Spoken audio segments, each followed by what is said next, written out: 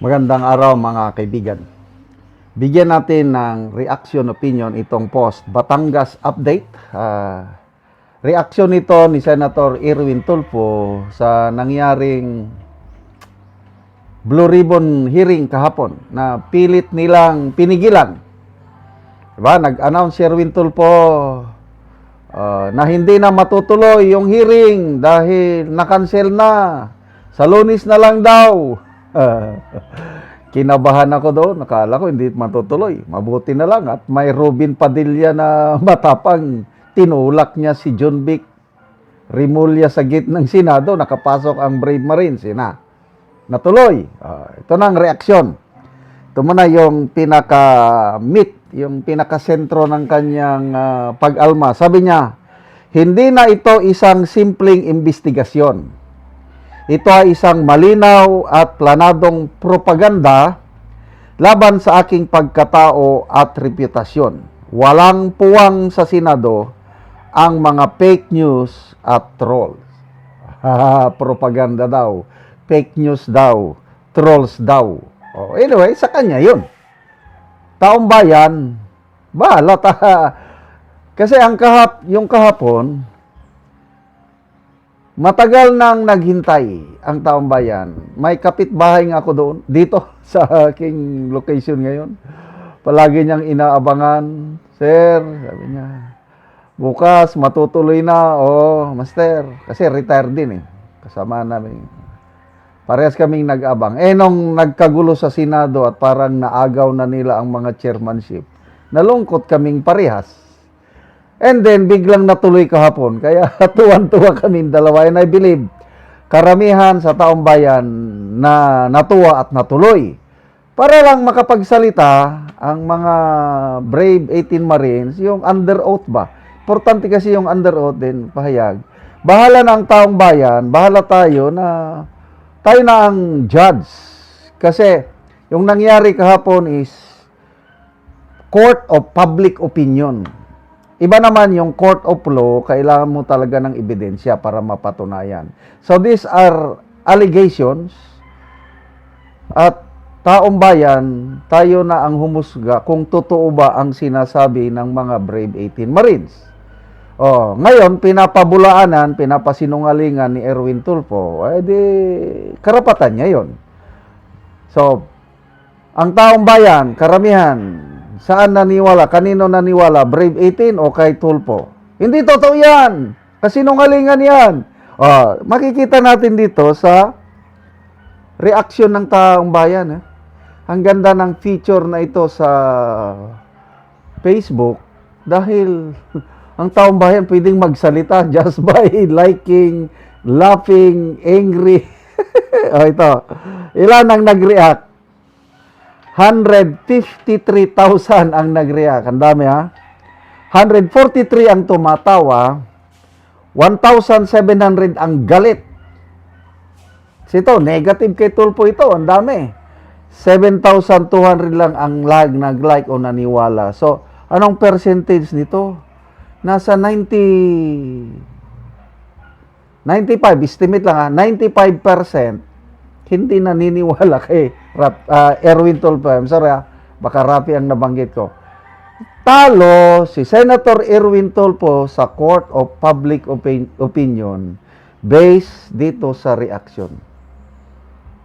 95% sa mga nag-react naniniwala sa sinasabi ng Brave 18 Marines. Kantayo. Comments. Tingnan natin ang mga comments nila. Mga comments.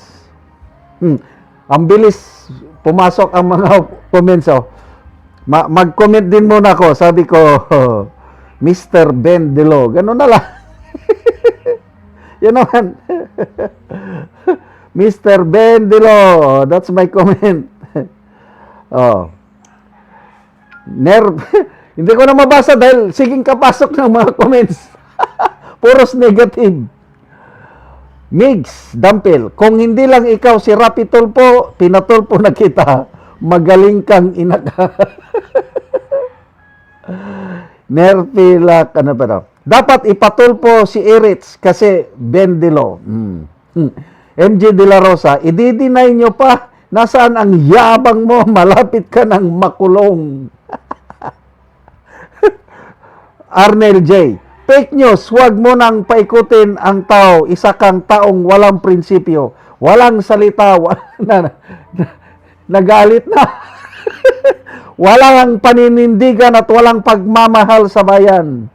Negosyo, kayamanan, pamilya o kalayan. Kupal ka.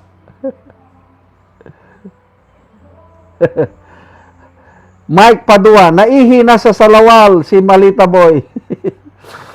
Joey Habonita, extended na lang daw sa ibang araw ang hiring para makausap yung mga mariners para bumaliktad. Ay, hindi babaliktad.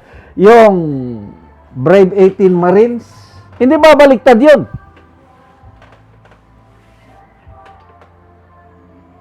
Ako, maiyak-iyak ako kahapon. Ngayon, maiyak-iyak. Nung nagsasalita na, I can feel the sincerity from their hearts.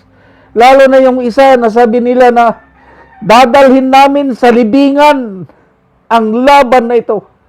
Kasi yung mga Marines na yan, grabing away. They're the fightingest soldiers sa armed forces. Maraming away na napagdaanan, kaya itong ginagawa nila ngayon, walang babaliktad yan. Lalo na at 18 sila na buo. By the way, maraming nagko-comment na pwede ba daw ako magsimula ng fund drive para sa kanila. Actually, kahapon, nung narinig ko yung testimony nila na sardinas lang ang kanilang inuulam, nagkakasakit ang mga pamilya, namatayan pa ng kapatid yung isa, natats ako doon at nag-contact na ako. Meron akong kaibigang matalik na kamag-anak ni Atty. Baligod, nag-communicate na ako. Sabi ng aking kaibigan nga, yes sir, I will get back. Humihingi ako ng kahit GCash lang. I hope mamayang hapon or bukas makatanggap ako ng GCash name and number para doon tayo magpadala. Kahit konti-konti lang, sa dami natin na milyones na nagmamahal sa bayan, mga DDS, konti-konti pag naipon yan, makakatulong sa Brave 18 Marines. So laban lang. Brave 18 Marines, naniniwala kami sa inyo. Bahala si Erwin Tulfo kung sabihin niyang propaganda, kasinungalingan. Kakaunti ang naniniwala sa kanya, di talunan siya. Salamat mga kaibigan sa inyong pagsubaybay sa channel na ito. Nakakatulong kayo ng malaki sa Tribong Talandig. Dahil ang sweldo natin sa channel na ito is pantulong po sa tribo. Namimigay tayo ng libreng yero at pako para makapagpatayo sila ng mas maayos na tirahan. Panoorin niyo ang video na ito. Ako diri sa gipatindog nga balay ni Silo sa natabangan og yero nga taga Lower Kalapat. So muna ni ang iyang pag-atupan karon sa natabang sa iyaha nga yero.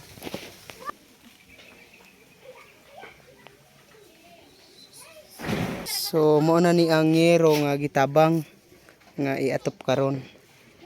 So kompleto gid na apay plinsin.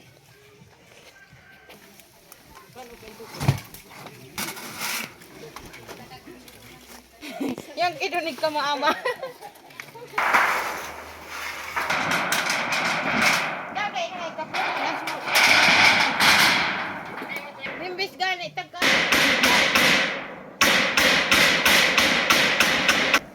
Gabi ay.